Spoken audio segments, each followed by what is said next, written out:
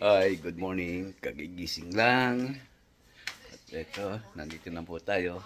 At itong nauna ko napansin ngayon sa aking aquarium. Ito po ang aking aquarium. Ayan. Sa aking mga angel fish. Ito po. Ipakilala ko po sa inyo. Ito si B1, si B2, si B3. Kasi may mga dot sila. At ito po si Stripe. Ayan. At ito si Golden Silver. Ayan. Ayan po ang aking isda. Ayan. Mga palatandaan ko kasi kanila yung mga dot nila. Ayan, may mga dot sila. Ayan. Ang halaga po ng isa dito, nabili ko lang po sa noong ay $10. 10 to 15. Ito, si Stripe. Nagkakahalaga na ng $30 ngayon yan. At ito naman po si Golden Silver ay nagkakahalaga na po ng 35 something yan. Kasi rare na po yan. Bihira na po makita yan. Itong si Silver. Yan. Namatay na yung isa niyang kapartner. Nabili ko lang din yan ng $18. Ito, ayan si B1. Mga $20 yan. Tatlo na yan. Sa mga angel fish ko. Ayan. Kalilinis ko lang na aquarium nila. Ayan. Dito yan, sa sala, naka-display. Ayan po sila. Maamo po yan. Lalangoy na lang po yan. Kung saan, pagka gustong kumain, iikot-ikot na lang yan. At kapag stress sila, naku, makikita nagwawala yan dyan. Mga live plants po yan, mga yan. Na binili ko rin ho. Yung iba dyan, talim-talim na lang. Ayan. At dito naman po tayo sa kabilang aquarium. Andito po ang aking mga gapi. Ito. Ayan po ang aking isang aquarium. Andyan po ang aking mga gapi. Ayan. Hindi nga lalapit yung mga yan. Oh, akala nila bibigyan ko sila ng mga pagkain. Yan, naglalangaw. Yan na sila dito. Tuturo ko lang yan. Oh, dito. Oh, ayan, sumunod. Ayan. Marami na sila. At yung aking mga shrimp, ayun. Ayun ang aking shrimp. Oh.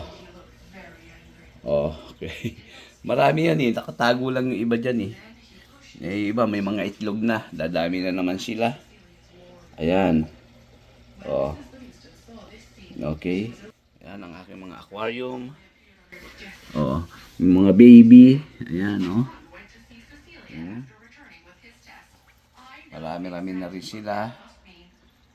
At kung gusto nyo pong bumili, pwede ko pong ibenta ng $3 ang isa. At sa mga gusto magsimula, pwede ko naman po kayong bigyan ng isang pares.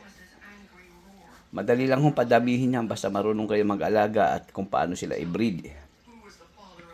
Ayan, iba-iba hong kulay niya. May gapi koi, may silver gapi, may red tuxedo gapi. Iba-ibang breed ho yan, iba-ibang klase ho yan.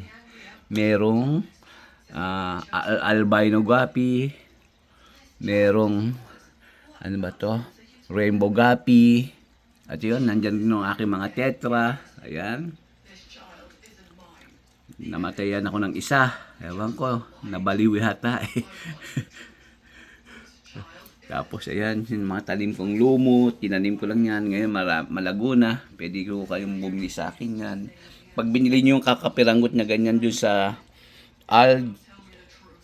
aquarium, nako, ang mahal. Konti lang. $8. Pero yan akin, napalago ko. Simula lang ako sa ganyang karami. Pero ngayon, ang dami na. Ayan.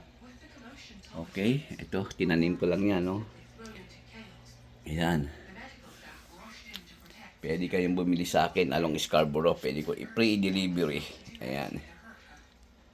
Kaya sa isa kong kaibigan na humihingi, pwede ko siyang bigyan. Hintayin ko lang lumaki-laki ng kaunti.